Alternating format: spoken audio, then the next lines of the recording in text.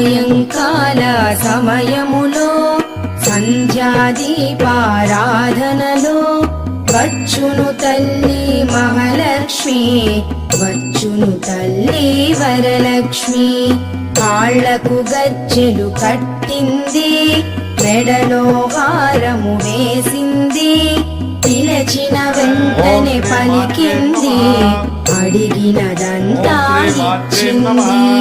సాయంకాల సమయములో సంధ్యాదీపారాధనలో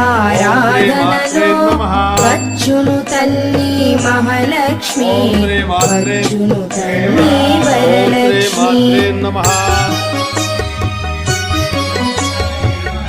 ఓం శ్రీ మాత్రే నమః.